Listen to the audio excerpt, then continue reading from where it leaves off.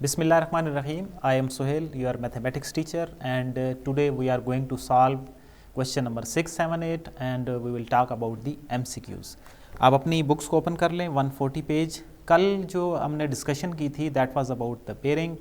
Bearing को हम quickly revise करते हैं कि ऐसा एंगल जिसको हम नॉर्थ से स्टार्ट करें एक चीज़, और दूसरा एंगल को जो रिप्रेजेंट करने के लिए हमारे पास उसको 3 डिजिट्स में हम रिप्रेजेंट्स करते हैं. और उसको यूज़ कौन करते हैं? उसको सेलर्स वगैरह यूज़ करते हैं और पायलट्स यूज़ करते हैं. क्यों यूज़ करते हैं? क्योंकि सेलर्स के पास सारे का सारा समंदर में पानी होता है और जो पायलट्स होते हैं उनके पास सारी की सारी खला होती है. तो इस वजह से उसकी जो एक स्पेसिफिक डायरेक्शन है that is started from the north. तो आज हम बात करते हैं क्वेश्चन नंबर 6. आई होप आपने घर में कुछ क्वेश्चंस की प्रैक्टिस की होगी, और अगर आपको किसी जगह पे प्रॉब्लम आई है, कुछ समझ नहीं आया, तो आज का जो क्वेश्चंस हैं क्विकली हम उनको रिवाइज करेंगे तो उसके अंदर आपको अंडरस्टैंडिंग हो जाएगी. क्वेश्चन नंबर 6 में है कि Ryan spots a snake directly north from his direction. ख़तरनाक किस्म का क्वेश्चन है कि रयान ने क्या देखा है जी? एक सांप को देखा है और उसने उसको स्पॉट किया है नॉर्थ की डायरेक्शन में. मीन्स यहाँ पे रयान है और उन्होंने इस नॉर्थ की डायरेक्शन में एक स्नेक को स्पॉट किया है. नेक्स्ट इज सारेम is 25 metre east of the Ryan. कल हमने जो बात की थी that was east, west, north and south. अब जो सारेम खड़े हैं वो इससे 25 मीटर के फासले पे खड़े हैं, यानी कि इस जगह पे सारेम हैं जो कि रयान से 25 मीटर के फासले पे हैं. नेक्स्ट क्या है जी? Next is if the bearing of सारेम from the snake is 122 degree. ये जो सारेम है यहाँ पे, इसकी अगर इस स्नेक से बेयरिंग ली जाए तो स्नेक से इनकी जो बेयरिंग है, मींस अगर हम इसको नॉर्थ काउंट करें तो यहाँ से इसकी बेयरिंग है 122. कितनी है? 122 की जो बेयरिंग है नॉर्थ से अगर स्टार्ट किया जाए तो वो है 122 डिग्री. आपने फाइंड आउट क्या करना है? How far is Ryan from the snake. Ryan जो है वो स्नेक से कितने फासले पे है. कल हमने जो इस एक्सरसाइज को देखा था तो इसमें यह भी कहा था कि ये जो 6.6 है इसकी रिजेंबलेंस 6.5 से भी है. वहाँ पे भी सॉल्यूशंस ऑफ द ट्रायंगल्स था, यहाँ पे भी सॉल्यूशन ऑफ द ट्रायंगल्स है. साइन, कॉज और टेन की बात होती है, पाइथागोरस थ्योरम की बात होती है, जो भी अननोन चीज़ें होती हैं उनको आपने सॉल्यूशन करना होता है. अब देखें, एक पूरी जो लाइन होती है, कल हमने बात की थी, एक पूरी लाइन के ऊपर यहाँ से लेकर यहाँ तक ये 180 एंगल होता है. अगर हम इसी चीज़ को एक्सटेंड करें तो ये कंप्लीट अब जो एंगल है इस जगह से लेकर इस जगह तक दैट इज़ 180. अब बाहर वाला जो एंगल है वो 122 हमारा कंप्लीट हो गया. अब जब अगर वो 122 है इट मीन्स यहाँ पे अगर इस एंगल को मैं बीटा का नाम दे दूँ तो बीटा क्या होगा? That would be equal to 180 minus 122. आप 180 के अंदर से ये जो आउटर एंगल है 122, अगर आप इसको सब्ट्रैक्ट कर लेंगे तो यहाँ पे जो एंगल रिमेन होगा वो आपका inside of the triangle angle आ जाएगा. इसका आंसर क्या बन रहा है? अगर हम इनको सब्ट्रैक्ट करें तो 58. अब ये जो बीटा एंगल है दैट इज 58 डिग्री. अब हमें ये क्यों चाहिए? हमें इसके तीनों एंगल्स चाहिए ताकि हम इस चीज़ को साइन, कॉज या टेन किसी एक चीज़ से फाइंड आउट कर लें. अब ये जो रयान ने मूवमेंट की थी ये बिल्कुल सीधा मूवमेंट की थी, तो इसका यहाँ पे जो एंगल है दैट इज़ 90 डिग्री. क्यों 90 डिग्री है? ये जो ईस्ट, वेस्ट, नॉर्थ और साउथ हैं हर एक दूसरे के साथ 90 का एंगल बना रहे हैं, तो इस वजह से यहाँ पे एंगल 90 हो गया. अब पीछे इस जगह पे एक एंगल रह गया, इसको लेट से मैं अल्फा का नाम दे देता हूँ. तो हमने 6.5 में क्या देखा था कि 3 जो एंगल्स होते हैं ट्राइंगल के, उनके जो एंगल्स का सम होता है दैट इज इक्वल टू 180. ये हमारे पास एंगल लेट से गैमा है, तो alpha plus beta plus gamma is equal to 180. आपके पास 2 एंगल्स मौजूद हैं. आपके पास बीटा जो है दैट इज 58, अल्फा आपको फाइंड आउट करना है and gamma is 90 degree. So alpha is equal to 180। ये जो दोनों वैल्यूज़ हैं आप इनको दूसरी साइड पे शिफ्ट कर लेंगे और आपस में सब्ट्रैक्ट करेंगे तो ये आपके पास अल्फ़ा एंगल आ जाएगा and that is 32 degree. Means ये भी एंगल हमारे पास नोन हो गया 32 डिग्री। अब हमने ये क्यों फाइंड आउट किए हैं? हमने ये फाइंड आउट इसलिए किया है कि हमें इस x की वैल्यू चाहिए, ये जो परपेंडिकुलर है इसकी वैल्यू चाहिए, जो रयान की मूवमेंट है स्नेक तक वो कितना उसने डिस्टेंस जो है वो उनके दरमियान है वो हमें फाइंड आउट करना है। अब देखिए आपके पास बेस की भी वैल्यू मौजूद है, आपके पास परपेंडिकुलर की वैल्यू मौजूद नहीं है। तो आपने एक चीज़ प्रीवियस एक्सरसाइज में डिस्कस की होगी, tan 32 tan is equal to perpendicular dividing by base, means x dividing by the value of base is 25। अब ये टोटल ये यहाँ पे तीन चीज़ें हैं, अब इन तीन में से दो आपको नोन है, एक वैल्यू अननोन है, तो तभी हम एक इक्वेशन के अंदर से अननोन फाइंड आउट कर सकते हैं अगर सिर्फ और सिर्फ एक अननोन होगा तो। अब क्या करेंगे, ये जो 25 है ये इधर क्या हो रहा है, डिवाइड हो रहा है। जब इसको दूसरी साइड पे लेके आएंगे तो ये मल्टीप्लाई हो जाएगा 10 के साथ। सो आप क्या करेंगे, कैलकुलेटर से tan 32 निकालेंगे और उसको 25 से मल्टीप्लाई करेंगे। tan 32 multiply 25, the answer is 15.6। x is equal to 15.6 metre. ये x कौन सा डिस्टेंस है, ये x रयान और स्नेक के दरमियान जो डिस्टेंस है दैट इज 15.6। आई होप आपको क्लियर हो गया होगा। तो इसको एक दूसरे के साथ जो भी क्वेश्चन सिमिलर होते हैं आप एक दूसरे के साथ उनको सिमिट्री करके सॉल्व किया करें ताकि आपको एक तो क्वेश्चंस कम प्रैक्टिस करना पड़े और इसी तरह एक से ज़्यादा एक्सरसाइज आप एट ए टाइम सॉल्व कर सकें। अब हम बात करते हैं क्वेश्चन नंबर 7 की। क्वेश्चन नंबर 7 को आपने सर्कल कर देना है क्वेश्चन नंबर 5 के साथ। अब क्या मतलब है, ये दोनों बिल्कुल सेम क्वेश्चंस हैं, इनकी जो डायग्राम है जो कल हमने इंपॉर्टेंट क्वेश्चन बाबर आजम से रेलिवेंट सॉल्व किया था 7 और 5 में सिर्फ और सिर्फ थोड़ा थोड़ा वैल्यूज़ का फ़र्क है। मैं आपके पास 10 सेकंड है, आप 7 और 5 को क्विकली एक दफ़ा रीड आउट करें कि आपको इसमें से कितनी चीज़ें समझ आती हैं या इनके अंदर कौन सी रिजेम्बलेंस है। क्वेश्चन नंबर 7 हम रीड आउट करते हैं 7 क्वेश्चन की फर्स्ट लाइन को। Bilal traveled 12 kilometer on his bike to reach school at a bearing of 60 degree from his home। अब बिलाल जो हैं वो यहाँ पे खड़े हैं और उन्होंने 60 डिग्री की बेरिंग की है और वो क्या कहाँ पे पहुँचे हैं, अपने स्कूल में इस जगह पे पहुँच गए हैं जी। अब 5 क्वेश्चन की पहली लाइन पढ़ें। Babar Azam walked from point P to point Q at a bearing of 50 degree for 3 kilometre. यहाँ पे 60 आ गया, उसमें 50 किलोमीटर है, उसमें 50 डिग्री है, यहाँ पे 60 डिग्री है। दूसरा क्या डिफरेंस है कि वहाँ पे 3 किलोमीटर है और यहाँ पे जो डिस्टेंस 7 क्वेश्चन में है वो 12 किलोमीटर है। तो जाहिर सी बात है अब दोनों क्वेश्चन बिल्कुल सेम तो नहीं आ सकते, उनमें सिर्फ क्या होगा, वैल्यूज़ का ही फर्क होगा, लेकिन क्वेश्चन की जो कंस्ट्रक्शन है वो ऑलमोस्ट सिमिलर है। यानी कि अगर आपने कल वाले क्वेश्चन को प्रैक्टिस किया तो आप इस क्वेश्चन को आसानी से प्रैक्टिस कर सकते हैं।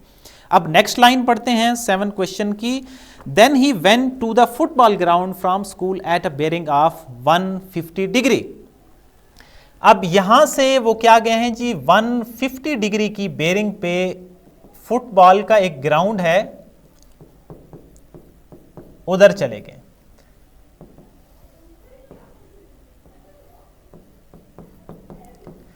अब क्वेश्चन नंबर जो 5 है उसकी जरा सेकंड लाइन को पढ़ेंगे, वहां पे क्या हुआ था। Then Babar Azam he walked from point Q to R at a bearing of 140 degree. तो क्या फर्क था, वहां पे 140 वैल्यू है, यहां पे 150 वैल्यू है। तो सिर्फ और सिर्फ 10 पॉइंट्स का फ़र्क है और कोई डिफरेंस नहीं है। सेम यहाँ तक आपकी डायग्राम जा रही है। अब नेक्स्ट बात करते हैं, नेक्स्ट क्या है 7 क्वेश्चन की next line, if the football ground is at a distance of 5 kilometre from the school. ये जो फुटबॉल ग्राउंड है ये स्कूल से 5 किलोमीटर के फासले पे है।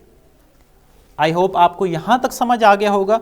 और इस क्वेश्चन में फाइंड आउट करना क्या है, find the distance he has covered to reach home from the football ground. यहां से उसने अपना जो डिस्टेंस है घर से वो स्टार्ट किया था, तो वो ये इस क्वेश्चन में ये पूछ रहे हैं कि यहां से लेकर यहां तक का जो फासला है वो आपने फाइंड आउट करना है कि घर से लेकर फुटबॉल ग्राउंड तक उन्होंने टोटल कितना डिस्टेंस कवर किया है वो फाइंड आउट करें।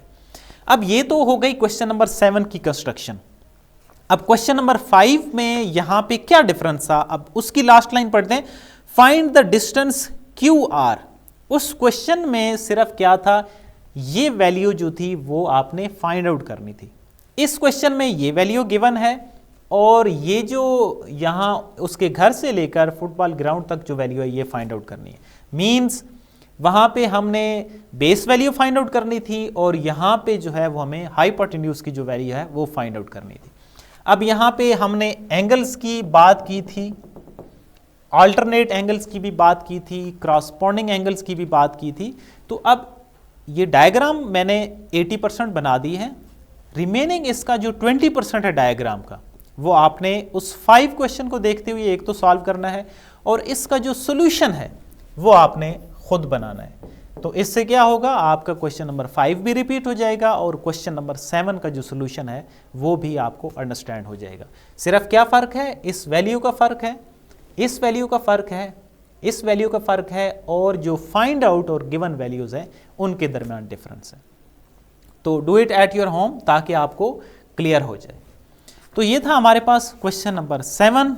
अब आते हैं हमारे क्वेश्चन नंबर 8 पे जो कि इसका लास्ट क्वेश्चन है और इसके बाद हम क्या करेंगे, MCQs को भी सॉल्यूशन बनाएंगे। Question number 8, a car leaves the garage at a bearing of 40 degree and travels in a straight line for 13 kilometre. Suppose यहाँ पे गैराज है, अब यहाँ से कार ने मूवमेंट करनी है और कितनी बेरिंग है, 40 डिग्री की बेरिंग है।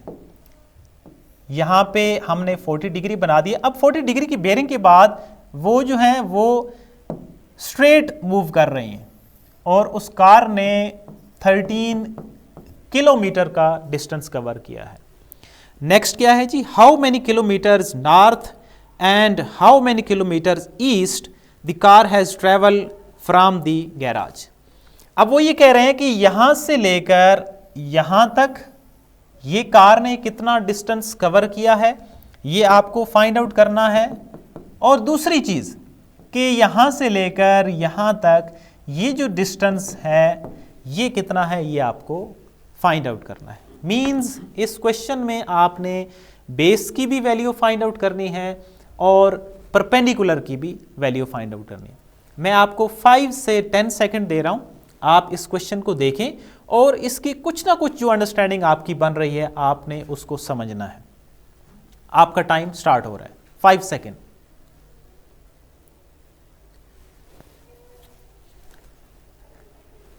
अब सबसे पहली चीज, चलिए आप इसका सॉल्यूशन बनाते हैं। देखिए इन दो लाइंस के दरमियान 90 डिग्री। दूसरी चीज देखिए इस एंगल को मैं लिख रहा हूं 50 डिग्री। 50 डिग्री क्यों लिखा है मैंने इसको, ये देखिए ये जो आउटर एंगल है ये 40 है। इन दो लाइंस के दरमियान जो एंगल होता है वो कितना होता है, वो 90 डिग्री होता है। तो बाहर अगर 40 है तो इनसाइड जो वैल्यू होगी वो क्या बन जाएगी, वो 50 बन जाएगी। अब अगर आपके पास ये एक एंगल हो तो आप अपनी इन दोनों जो वैल्यूज हैं, दोनों जो सॉल्यूशंस हैं उधर तक आप पहुंच सकते हैं। x तक भी पहुंच सकते हैं और y तक भी पहुंच सकते हैं। लेट्स से अब इसमें पहले मैं लगाता हूं cos 50 डिग्री।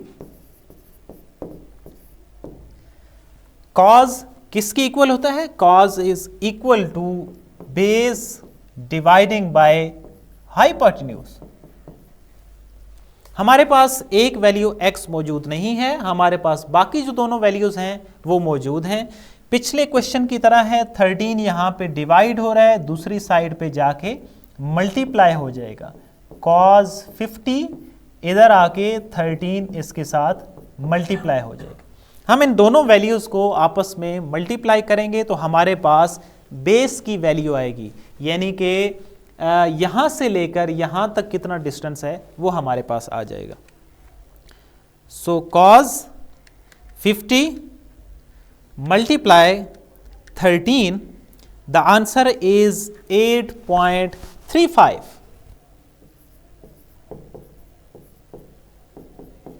और ये भी जो अब डिस्टेंस है तो इसको भी हम किलोमीटर में क्यों लिखेंगे कि जो हमारे पास गिवन डिस्टेंस है दैट इज इन किलोमीटर। जो 13 है वो हमारे पास किलोमीटर में। अब x आपने मींस ये वाली वैल्यू फाइंड आउट कर ली। अब पूरी दो एक्सरसाइज जो हैं वो हमने साइन, कॉज और टेन को बहुत ज्यादा इस्तेमाल किया है। तो ये जो y पॉइंट है, अगेन यहां पे आपकी असाइनमेंट है कि आप y को कैसे फाइंड आउट करते हैं। सिर्फ क्या करना है, या तो साइन इस्तेमाल होगा या कॉज इस्तेमाल होगा या टेन इस्तेमाल होगा। तो आप अपने टाइम दे के जिन बच्चों ने पिछले क्वेश्चंस की प्रैक्टिस की है वो तो फ़ौरन अंडरस्टैंड कर लेंगे, अभी ही उसको सॉल्व कर सकते हैं। और जिन्होंने प्रैक्टिस कम की है तो आपने इसको घर में दोबारा से रीड आउट करना है और इस जो y की वैल्यू है इसको आपने सॉर्ट आउट करना है। तो ये थी, that was all about exercise 6.6। और इसमें हमने बेरिंग के बारे में डिस्कशन की थी। कम अज़ कम इस एक्सरसाइज के 4 से 5 क्वेश्चन आपने सॉल्व करने हैं। और इसके जो सबसे ज़्यादा इम्पोर्टेंट क्वेश्चन है दैट इज़ क्वेश्चन नंबर 4, 5, 7, 8, ये ज़्यादा इंपॉर्टेंट है। और अगर आप ये 4 क्वेश्चन इसके सॉल्व करेंगे तो आपकी ऑलमोस्ट जो एक्सरसाइज है वो भी कवर हो जाती। और जो फर्स्ट क्वेश्चन है वो किसके बारे में है, दैट इज़ फॉर MCQs। अब MCQs, जब हम MCQs का भी सॉल्व करते हैं तो उसके अंदर भी हम देखेंगे कि MCQs की क्यों बात की है। तो आप ओपन कर लें पेज नंबर 142, वहाँ पे हम MCQs को सॉल्व करते हैं कि उनका आंसर क्या होगा और उसको कैसे सॉल्व करते हैं।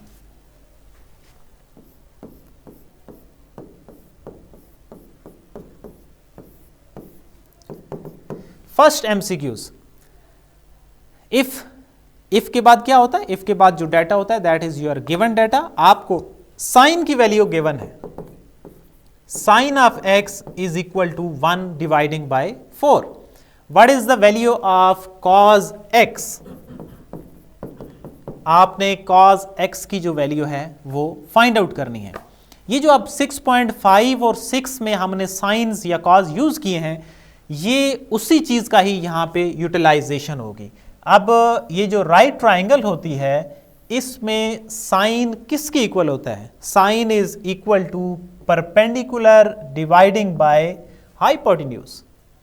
और कॉज किसके इक्वल होता है, cos is equal to base dividing by hypotenuse. अब अगर मेरे पास बेस की वैल्यू आ जाए तो मैं इस कॉज की जो वैल्यू है इसको फाइंड आउट कर सकता हूं। तो ये वैल्यू आप कैसे निकाल सकते हैं, पैथागोरस थ्योरम से आप निकालेंगे। x square plus 1 square 16 is equal to x square plus 1, दूसरी साइड पे शिफ्ट करें, 16 minus 1 is equal to x square. Square को खत्म करने के लिए आप क्या करते हैं, स्क्वेयर रूट लेते हैं, 15 स्क्वेयर रूट की फॉर्म में ही रहेगा। तो x की वैल्यू क्या है, 15 स्क्वेयर रूट। और cos किसकी इक्वल होता है, cos of x would be equal to base यानी कि 15 under root dividing by hypotenuse. तो ये आपकी अंडर रूट 15 ओवर 4 यानी कि जो फर्स्ट इसका ए ऑप्शन है दैट इज करेक्ट ऑप्शन। तो क्या करना है, आपने राइट ट्राइंगल ड्रा किए, यहाँ पे अननोन वैल्यू यानी कि बेस की वैल्यू आपने फाइंड आउट की है और इसका सॉल्यूशन बनाया है। तो next MCQs which is second one, cos 2 pi by 3, radian की फॉर्म में cos की वैल्यू दी गई है। वो ये पूछ रहे हैं कि ये 2π/3 किसकी इक्वल होगा। cos 2 इंटू 180 डिवाइडिंग बाय 3, तो ये क्या बन जाएगा cos, आप इसको कट भी कर सकते हैं, cos 120, तो cos 120 आप कैलकुलेटर से फाइंड आउट कर सकते हैं, which is equal to -1/2। cos 60 क्या होता है 1/2 होता है, cos 120 that is equal to -1/2। अपने ऑप्शंस में से देखें कि कौन सा करेक्ट ऑप्शन है, और वो है आपका सेकंड, यानी कि B part is your correct option. Third, अब ये जो थर्ड क्वेश्चन है, कुछ क्वेश्चन ऐसे होंगे, कुछ एमसीक्यूज ऐसे होंगे जिनके साथ मैं एक्सरसाइज का नंबर लिखूंगा, and that would be your assignment. ये जो तीसरा क्वेश्चन है, तीसरा एमसीक्यूज, इसके साथ आप लिख लें 6.4 क्वेश्चन नंबर 1। ये कुछ जो क्वेश्चन मैं लिखूंगा, आप इनको अपनी तरफ से एमसीक्यूज कंस्ट्रक्ट करेंगे, एक एक एमसीक्यूज, और कमेंट सेक्शन में आप उसका इमेज या उसको लिख के डिफाइन करेंगे कि आपको कितनी अंडरस्टैंडिंग हुई है, और वही आपका एसएलओ बेस्ड जो आपकी प्रिपरेशन होगी वो भी हो जाएगी। तो थर्ड इसका एमसीक्यूज हम सॉल्व करते हैं। 1 dividing bye 1 minus sine theta और 1 प्लस साइन थीटा। अब वहां पे ये साथ जो एक्सरसाइज लिखवाई है, वहां पे आपने आइडेंटिटीज को यूटिलाइज किया था, आइडेंटिटीज को सॉल्व किया था, यानी कि left hand side is equal to आपने राइट हैंड साइड की थी। ये दोनों आपस में ऐड हो रहे हैं, इनका आप क्या करेंगे, इनका आप एलसीएम करेंगे, दोनों इसके एलसीएम बन जाएंगे 1 minus sine and 1 plus sine. तो ये और ये आपस में कैंसल आउट, यहाँ पे सिर्फ क्या रहेगा 1 प्लस साइन थीटा, और इसी तरह यहाँ पे 1 माइनस साइन थीटा। ये प्लस की और माइनस की जो वैल्यू होंगी ये कैंसल हो जाएंगी, यहाँ पे सिर्फ 2 रहेगा, और नीचे क्या रहेगा 1 माइनस साइन और 1 प्लस साइन। फार्मूला आप यूज करते हैं a माइनस बी और a plus B, which is equal to a square minus B square. ये बन जाएगा 1 माइनस साइन स्क्वेयर थीटा। अब 1 माइनस साइन स्क्वेयर थीटा जो बेसिक आइडेंटिटी है, उससे आप उसकी वैल्यू लिखेंगे। तो बेसिक आइडेंटिटी जो आपने पहली पढ़ी है, sine square plus cos square that is equal to 1। तो वहां से जो 1 माइनस साइन स्क्वेयर होगा वो किसकी इक्वल होगा, कॉस स्क्वेयर की इक्वल होगा, और 1 ओवर कॉस स्क्वेयर किसकी इक्वल होता है 2। 1 ओवर कॉस स्क्वेयर इन्वर्ट किसका होगा, सीकेंट स्क्वेयर के। आपके जो एमसीक्यूज के ऑप्शन हैं उसी के अकॉर्डिंग अब आपने देखना है कि ये किसकी इक्वल है। तो 2 secant square theta, the D option is correct option. अब आते हैं इसके 4 एमसीक्यूज पे। 4 जो एमसीक्यूज है वो भी इसी तरह जिस तरह पिछले एमसीक्यूज में मैंने आपको एक्सरसाइज लिखवाई है, 4 भी 6.4 का जो पहला क्वेश्चन है उसकी तरह का है। आप उसको भी घर में कंस्ट्रक्ट करने की कोशिश करेंगे जी। क्या लिखा हुआ है, -3 tan स्क्वेयर थीटा, ये किसके इक्वल है। आपने सिंप्लीफिकेशन करनी है, सॉल्व करना है।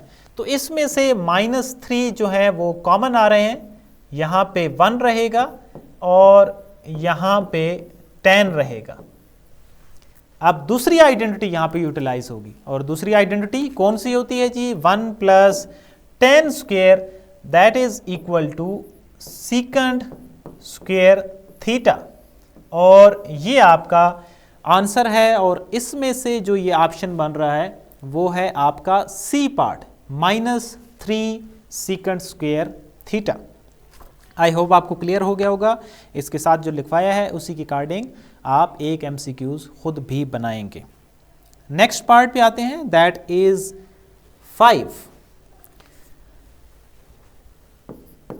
5 में लिखा हुआ है cos of x is equal to sine of x। तो आपने x की वैल्यू को फाइंड आउट करना है। अगर आपने 6.4 का क्वेश्चन नंबर 3 सॉल्व किया है तो फिर आपको देखते ही ये समझ आ जाएगी कि ये किस क्वेश्चन की बात हो रही है। 6.4 क्वेश्चन नंबर 3 सेकंड पार्ट आपका यही एमसीक्यूज वहां पे क्वेश्चन है।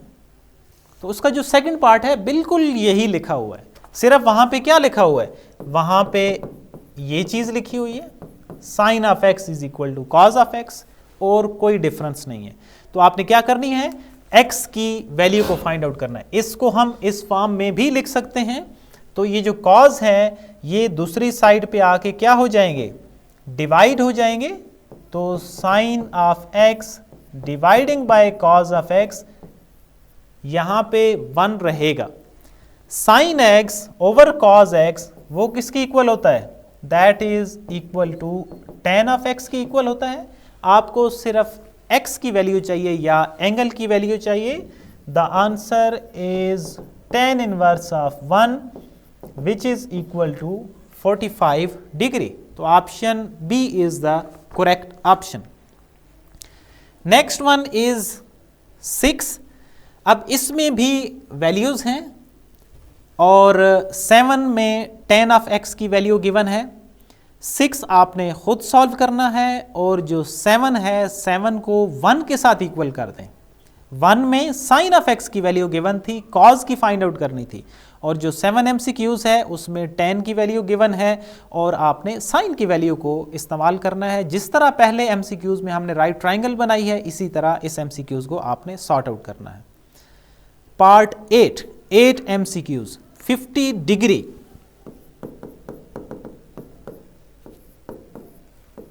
And 30 minute. इसके साथ मैं क्या लिख रहा हूं, 6.1 एक्सरसाइज। अब आपने क्या करना है, इस सारे को डिग्री में चेंज करना है। तो 50 प्लस 30 डिवाइडिंग बाय 60, ये क्या हो जाएगा 50 plus 1/2 which is equal to 0.5।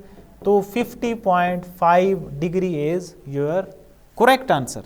Means इसमें से आपका क्या है जी, option D is the correct option.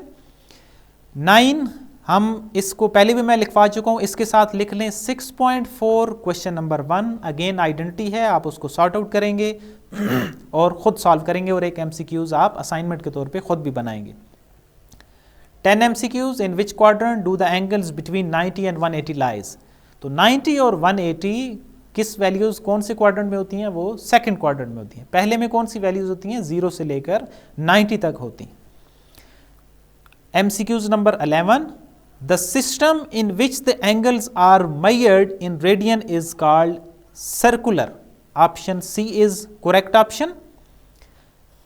Next MCQs number 12, 270 degree convert into the radian. 6.1 की बात हो रही है। क्वेश्चन नंबर 5, 6, 7 जो आपने डिग्री से रेडियन में कन्वर्ट किया था, आप इसको डिग्री से रेडियन में कन्वर्ट करने के लिए पाई बाय 180 से मल्टीप्लाई करेंगे और आपने सिंप्लीफिकेशन जो है वो खुद करनी है। जो 13, 14 और 15 MCQs हैं ये सारे के सारे बेरिंग से रेलिवेंट हैं, 6.6 एक्सरसाइज के हैं। What is the bearing of south west direction line. ये आपके पास क्या है जी, ईस्ट, वेस्ट, नॉर्थ और साउथ। और वो क्या कह रहे हैं जी कि ये जो साउथ और वेस्ट की जो बेरिंग है ये आपने बतानी है। यहां पे क्या होता है 0, 90, 180, यहां पे 270 और फिर दोबारा 360, ये कंप्लीट राउंड होता है। तो साउथ और वेस्ट की बेरिंग बताने के लिए आप 270 और 180 को ऐड करेंगे और 2 से डिवाइड करेंगे। तो इसमें से ऑप्शन सी जो है this is your correct option, यानी कि 225 इज योर करेक्ट आंसर।